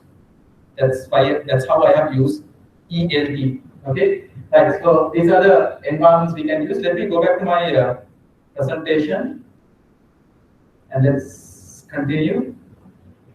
Since we don't have much time, I'll quickly go through. Right. So let's try to understand Hive databases. Remember, when we create a database, it doesn't create a database just like Oracle database or SQL Server database. It is not actually a database. Whenever I say I want to create a database called sales, it will create a folder for you. Yes, there are some metadata, but actually it creates a folder for you. Okay, right? And inside the database, I can create tables. Right? Let's talk about the table, but let's just try to understand this. If you open your file system, which is HDFS file system, there are multiple folders. I go back to this one. So there are multiple folders. Okay. Now, generally, if I go to Hive and say create a database for me, it will create a database inside apps, Hive, warehouse. All these are folders. Okay, let's create a database and see. So my database will be created inside this. Okay, that's what this says. Hive/warehouse. And if I say create a sales database, it will create a folder for me. If I say create a marketing database for me, it will create a folder for me. Okay, so it's all about getting a folder created or directory created. Okay, so remember, even though we call this as database, it is not actually a database as we know. Right? I can create a database in the default location, or else I can create somewhere else. That's not an issue. I can select the location and get it created. So the finance DB has been created a folder path called XYZ/ABC. This statement for creating it, create database. You can use not exist comments. If you want to change the default location, you can give the location, right? And you can add some properties too. Generally, if you say create database, it will be created inside this. Okay, let's try to understand tables. We have two types of tables. One is called managed tables, other one is called external tables. Remember, Hive tables are not something, not the, like, when it comes to relational databases, we know that we create tables and insert records. But the concept here is different because we are not going to think like this. We are going to create a table inside Hive and we are going to insert record by record. No. We went for Hive because we are going to talk about, or we are going to implement billions of records. So which means we are not thinking about inserting one record, updating one record, deleting set of records, right? It's all about getting a large number of records into this table. Okay, so actually what we do is we upload data to this environment. Now assume that I have a data file called sales. It's a CSV file. So I upload that file into my Hadoop environment. It's not a database, it's not a table, it's just a CSV file. So I uploaded to HDFS environment. After that, I can create a table and get the data loaded from that file to this table. So it is not actually inserting records. It doesn't read record one by one from my file and insert record one by one into my table. It just takes it and copies. So remember, no validation. With Hadoop 2.5 or Hive 2.0 onwards, it supports ACID properties. Do you know what is ACID? Yes, sir. Right. So it started supporting it, but remember, Hive is not for that. It supports transaction. Okay, so it's all about getting a large number of records into the table. So it doesn't validate it. You will see, right? I'll show you a code. So for that type of table, we call it as managed table. I create a table, okay, in Hadoop environment, which means it will create a folder for me, nothing else. If I say create a table called employee, it will create a folder for me. Then I can load data from a file either in my local system or in HDFS. And then what happens is it will just load my data into that folder. That's all. Remember, this scheme on read. So whenever I try to read this data using my table, it tries to implement or it tries to place my data table schema on this loaded record set. That's all. Clear? Right? That is called managed tables. So once the managed table is created and loaded with data, if you delete the table, your loaded data will be automatically removed. Okay, but we have another concept called external tables, which means you have, this is what I have used heavily, right?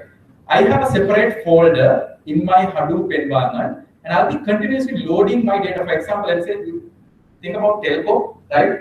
Towers or continuously generate files based on our calls, SMS, and everything, right? We cannot use a standard database management system to do complex processing with these files.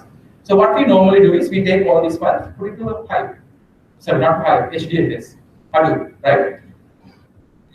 We can continuously set, place these files. What we normally do is we create an external table which links with this folder, right? So files are getting, let's say I have created a folder called CDR files. I'll be showing you something like that. So I have created a folder called CDR files. So all the CDR files will be placed into this folder, and I'll be creating an external table linking with this folder saying this is how I want to read my data. How do I say? I just define the schema. Okay, that is called external table. So external table does not hold data. Managed table, yes, it holds data, but not as we think. It just maintain a folder with text files or whatever files you have uploaded. External table is just the metadata, and whenever we say select all from my external table, it will actually go to the location, get the data, and read based on the schema I have defined with the external table. Clear about the concept? Okay, let's try to understand it. Managed table. This is a statement for creating table. If you are going to create managed table, you don't need external keyword. You will just say create table and the set of columns, right? Assume that you are creating a table in the sales database, so folder will be created for that. Okay. If you are not creating in the standard folder, the folder will be created outside this. Let's say you are creating there's a database called default. So if you do not say I'm going to create my table in my sales database, it will be created in the default database, which means default folder. Okay. So once now the table has been created, but actually these are just two empty folders. Later I can upload files. So when I say select all from my table, it will actually read these files based on the schema I have defined and give you the results. Okay. Think about this. This is a folder where we have files, right? If I want to read these files and if I want to use Hive, what I have to do is I have to create an external table pointing this. Okay? Clear about the differences between managed and external? Okay?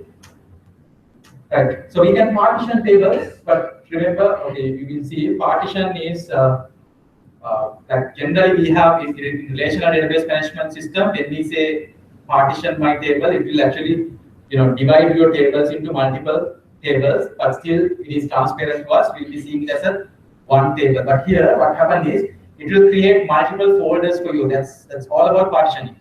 If you say partition by year, so you'll be seeing one folder for 2014, one folder for 2015, something like that. Okay. You have clustered table if you want to get data sorted. So get data bucketed based on Colombo, right? So it will create some subfolders inside your partition folder, right? So based on the Colombo value, it will create additional folder. We call them as buckets. So inside the buckets, data will be sorted based on this. Okay, so remember, I'm quickly going through all of these things. Remember, when we talk about partitioning, it is not exactly the partition we have seen with standard relational database management system. It's all about separating data just to speed up the data manipulation. Okay, are you familiar with this statement create table as select? So it allows, these are some of the things available with Hive. You can actually use select statement for creating tables. You can create empty tables using taking a copy of the schema of another table. You can have split tables, temporary tables. All these are possible with Hive. Let's quickly talk about some data types. You have all these standard data types, right? I'm sure that everyone is familiar with these type of data types, but we have some complex data types. We can define our column as an array, map, structure, union, which means anything, right? Example. Let's say I'm getting a CSV file and data is separated like this. Okay, I'm getting millions of records. If you're getting 100,000 of records, use MySQL, SQL Server, Oracle to store these and process these. But if I'm getting billions of records like this, assume that we have gone for Hive. This is how you implement. And again, this is unstructured, right? This is the name of the. Assume that this record set represent an author, right? So the name of the author, the books written, so there will be multiple values in this, right? And the date of the published date of each book. Again, it's not fixed. There will be so many values inside this component, right? And some other information. Okay. So if I'm getting records like this, how I'm going to read it? I either an external table or managed table, but this is how I'm going to create it. I'm going to create a table called author, author name column. Books he has written, it's going to be an array. This is how you are going to use complex data types. Publish date, it's going to be a map, which means something like key value pairs. You have key and the value, right? Another column called bio, which means a structure. I can define the structure, right? If you have familiar with Java and C#, you know that you have structure, right? And I can use something called map. Inside the map, map is key value, that is the key, and the value is one of these. Okay, and I have to mention this, saying my records are going to be delimited, right? Fields terminated by this, because icon has been used for separating fields or the columns. Collection is all about collections, right? Collection items terminated by comma. You can see comma. Collections have been separated with commas. And map keys terminated by colon. You can see map keys. Okay. And lines terminated by standard return key.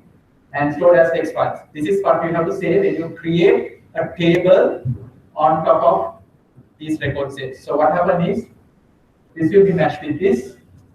Books will be matched with this component. And this is for map data type, and this is for structure. Okay, so after that you can read as you want, because it has so many functions available for reading data. Clear? In order to load data, you can use load statement. That is the best way of loading, because you are not going to validate data. Load in the sense you just copy data from either from your local system or HDFS to your table, which means to the folder you created. Okay, you can see the statement load data in path. The path, if you say local here, then you'll be referring local path. If you have not mentioned local, then it's going to be HDFS path and the table name. You can optionally mention the partition. If time permits, I'll show you partition part 2. In addition to that, I can use insert statement. I can use multiple insert statement. You can see some differences between standard SQL and this, right? I can start with a statement like from author, which means I have table called author, get the data from author and update these two tables. Okay, multiple insert statements. Some more examples. Okay, so let's quickly create a database and see.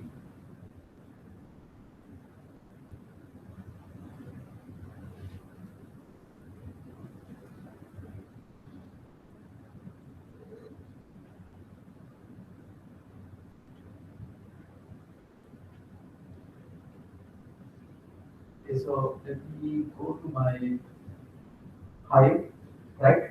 So I'm going to create a database called create database. Let me say CDR. You need to have semicolon.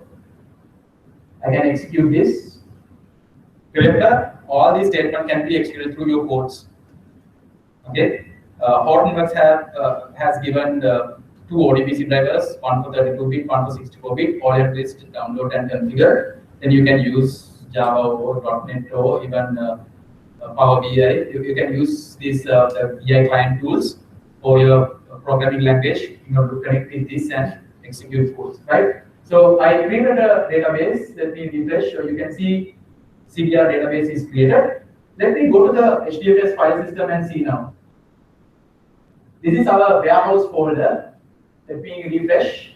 I can see a folder called cdr.db. So when I create a database, it creates a folder, but it's an empty folder.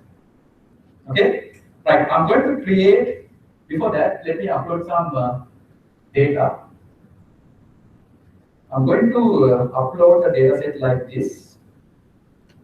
This is not a standard CDR file, but it has something like ID, date, column number, on the caller, we call him as A caller, B caller. And this is the person who receives the call, this is the person who makes the call. Starting time, and we have ending time, the duration in seconds, this is duration, and the cells that have been used for making this call. You know that when you make a call, it will use multiple towers, multiple cells, right? Whenever you travel here and there, your calls are getting transferred from one cell to another cell, right? So generally, this is not a standard CPR. This sort of tidy version of CPR file, but let's see whether we can upload this and read it. So I'm going to upload this file. You can program it to do it, but let me go to this. So let me go to the root. Okay, I have created a folder called CPR files. I can click here, right, and say new folder and create it. But since I have already created, let me click on upload. So I can drag and drop my file there.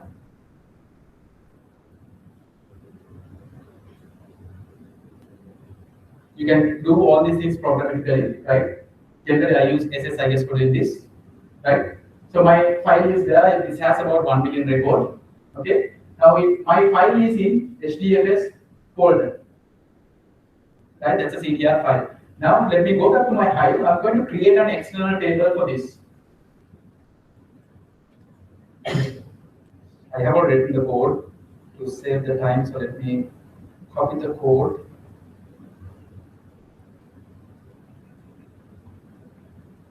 You can see create external table. I have used the keyword external. This is the name of the table, and these are my columns. This is how I want to read the uploaded file.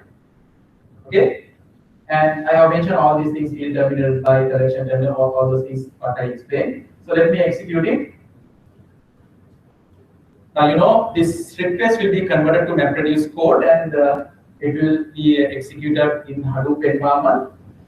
And you know there will be jobs.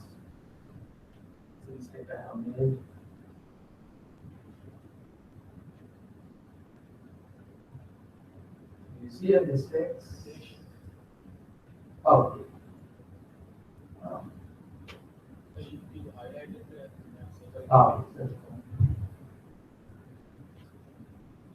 Let's see.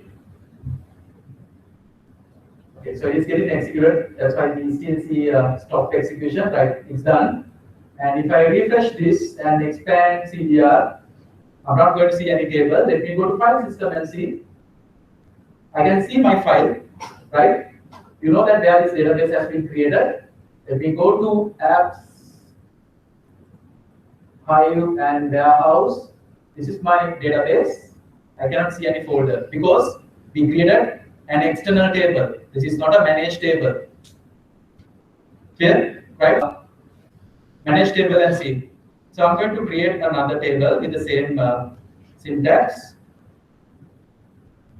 We go to Hive. Go to a new worksheet and paste it. Same structure. Okay, same structure. And you can see, since I have not given the location, it will be created. Okay, before I think I made a mistake. So let me go back to this and select the database as CDR and execute this again, because I have executed it in the old database. Done, right? Let me go back to my folder and refresh and see whether it has created any folders. No, it has not created any folder for my external table. Right, I'm going to create a manage table now in my CDR database. Same structure, only thing is name is CDR manage. Let's execute.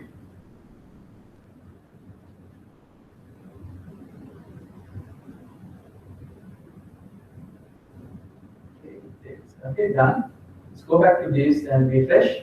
I can see a folder now, because I created a manage table. But if I go into this folder, it is empty. So how am I going to insert records? Again, there is no concept called inserting record one by one. It's all about loading data. Okay, so let's see how we can load data into this folder, not actually loading data into this table. Okay, right. So let me take another written query just to save time. one thing, you notice that I have created a partition also, something called date cold. Right? What I want is, I want to make sure this table is getting partitioned based on the date of the call. Right? In that file, if I'm not mistaken, I have about 10 days. Okay? So I should see 10 partition. But remember, when we say partition, again we are talking about subfolders. So when I load data into this, I should see 10 subfolders inside my table folder. Right? So let me copy the written query. Open a new worksheet and try to load data. So I'm going to say load data in part. I have not used the local keyword, and I'll be loading data from this file. This is HDFS path, right? Override the table if this already exists. Partition by date code, this date, right? So what I want is just to make sure I'm seeing a partition with this, right? So if I execute this, it's getting executed.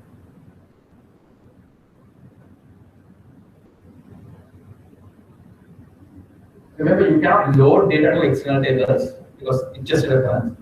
Right, done. Now, if I go back to my HDFS and go into CDR manage, I can see one folder. If I open it, I can see one file inside it. So which means it has not created multiple partitions for all the dates, right? It has just copied the entire file for this. Remember, by default, Hive does not support dynamic partitions. Right? When you load, I just mentioned the value. But in real relational database environment, we don't mention the value, right? We just insert the record. Database management system decides what's the partition related to this record. But here, it has not done. Why is that? What's the reason? Remember, in Hive, when you insert records, when you load records, it does not read records. It's all about what? Copying data. So because of that, it doesn't know whether we have, March 26 or March 28. It doesn't know. It just copied. But if you really want to implement dynamic partitions, right? We have to use an insert statement. Okay, let me show you how to use it. But let me show you another thing. Now I have data with this. I can write a select statement, for example. Okay, I can actually expand this. I can see two tables. CDR manage. If I click on this, I can see the records. Okay, this is getting executed. It shows only the 100 records. So I can see it has properly read, right? Because we set a schema, it reads a text file based on the schema. I said I want the first part as ID, second part as date, third part as color A, B, and duration, and finally arrays. Okay, so we have records. Let me go back to my file system and let me go to the root. This is where I store the file. File is gone. This is what happens if you load your table using HDFS path. If you say I want to load my table using dataset available in the HDFS path, then it will move the file into the other folder. All these are folders, right? Even though we see as tables, databases, all these are folders. Okay, so just remember that one. If you use load statement to loading data to your table using HDFS path, then it moves records, right? Now, what I'm going to do is I'm going to reload it. Let me go back to this. I'm going to execute this. What will happen is table will be dropped and recreated, but I don't have data to load. It is being executed. I'll take 10 more minutes, okay? So table is recreated. And if I go for apps, Hive folder, warehouse, and CDR, I don't see the file now because table is recreated. Okay, so it has created the folder again, right? So now what I'm going to do is Again, I need to upload the data file too. Let me upload data again. Click on upload. Let me drag and drop this file to this. Okay. Data is getting uploaded. Right. I have my files again in HDFS environment. Right. So table is created. So instead of using load statement, I'm going to use insert statement now. So insert statement is something like this.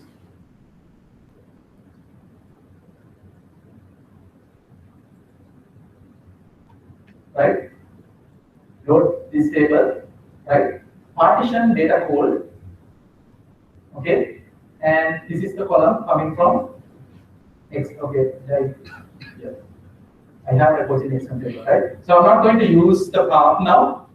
I'm just saying I can use the path, right, if I want, but I'm going to say I want to read data from external table because I have already created an external table. External table point to this folder, serial files. Okay, so if I say select all from external TDR external table, I should see records. So I'm going to use CDR external table for loading my managed table.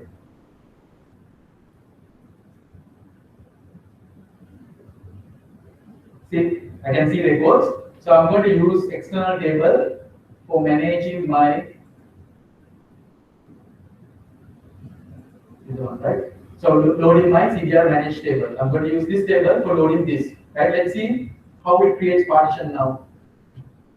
Okay. Now, since we are going to force the partitioning, we need to set one thing. We need to say dynamic partition is not restricted. Okay. Let me execute it now.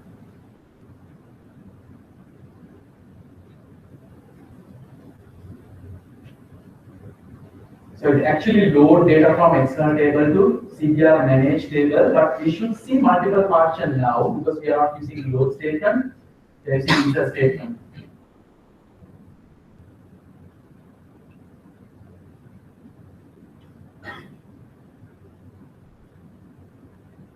It depends on your resource usage in your machine. Sometimes it takes seconds, sometimes it takes minutes. But if I go to my table folder now, in apps, Hive, warehouse, and CDR and table, and this is the table. Still is being created like this.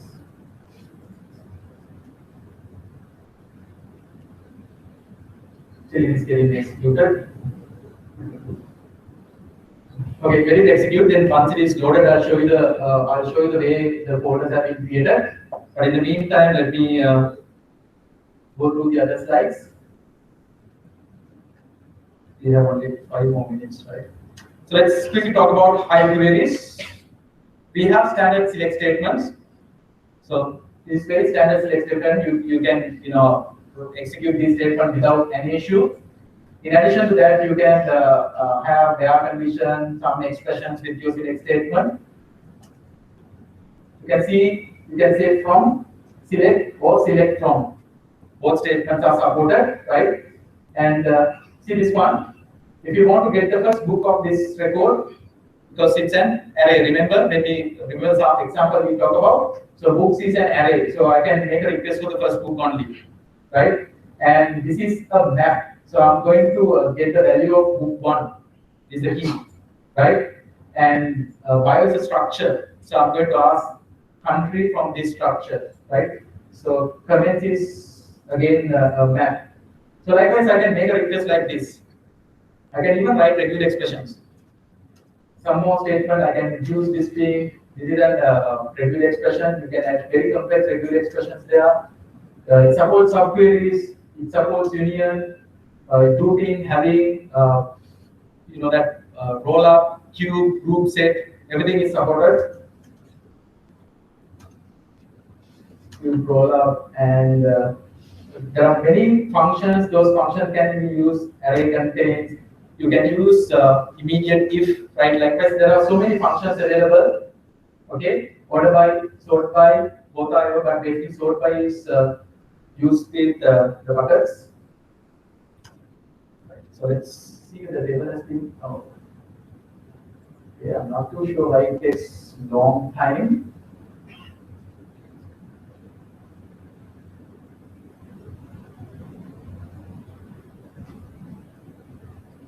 I mean, let it execute, right? So let me see that I can show you some select statement quickly to the external table.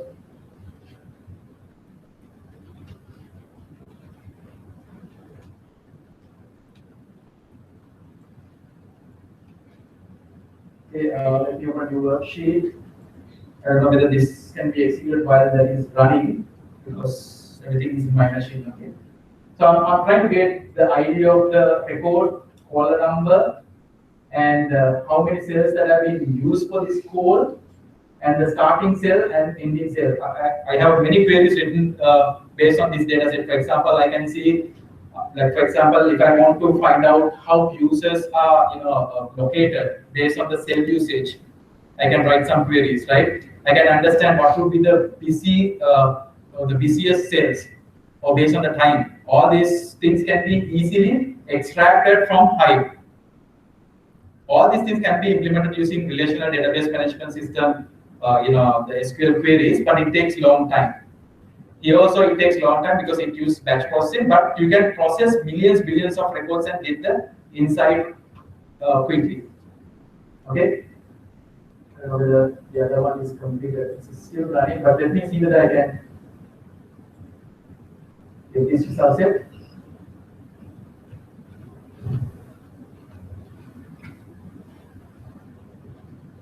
Okay, maybe the resource usage, right? So generally, I'll be getting a result set satisfying this request. Okay, I have few more select statements, but I don't think we have time for showing all of these things. So generally, Hive is all about managing a warehouse. You can call it as data warehouse with large number of records, right? And remember, if you are going to maintain unstructured data, Hive is not the one you have to use.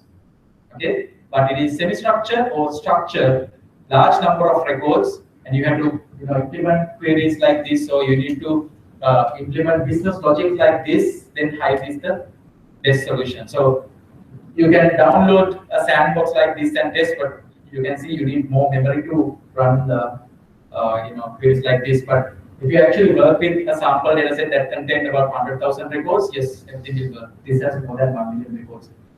Okay, and this one day, or else you can use something like Azure platform for executing it.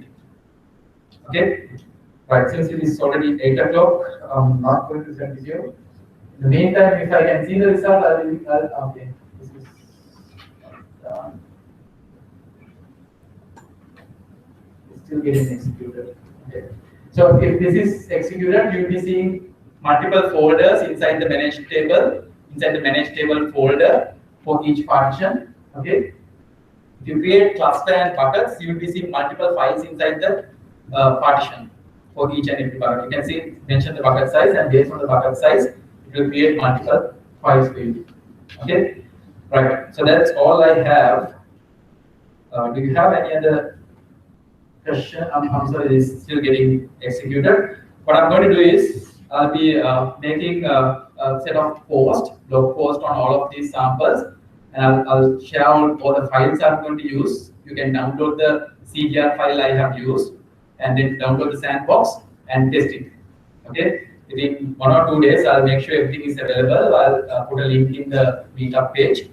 Then you can go to the page and get it downloaded and start testing on it. Okay. Right. Do you have any question?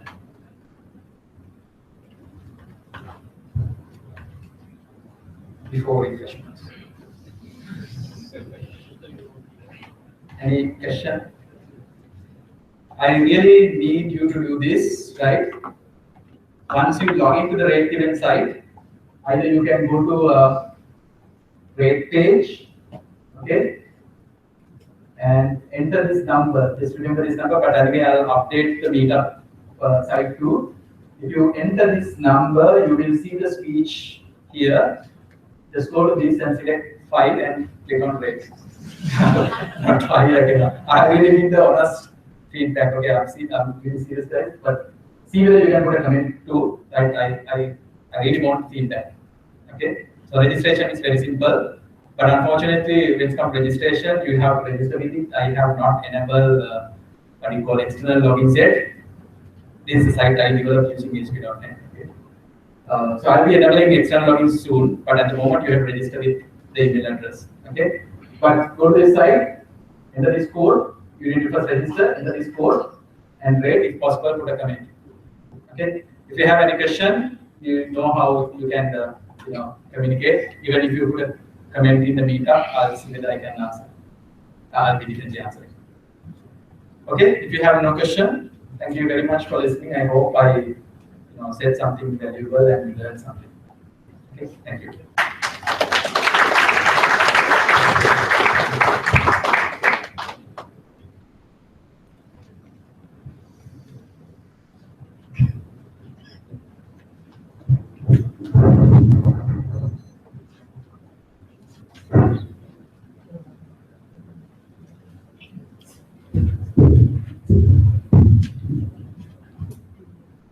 Thank you, Dinesh, sharing your time and sharing all with us. So, before winding up, we have tokens of appreciation for the board speakers. So, distribute them with my Shamil Midline after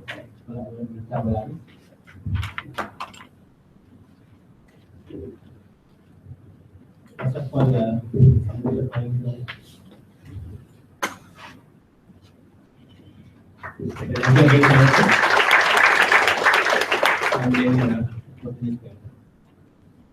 thank you again.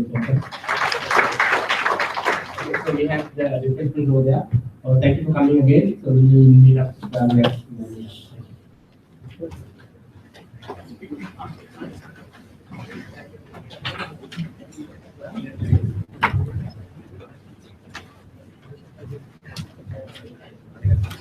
Thank you.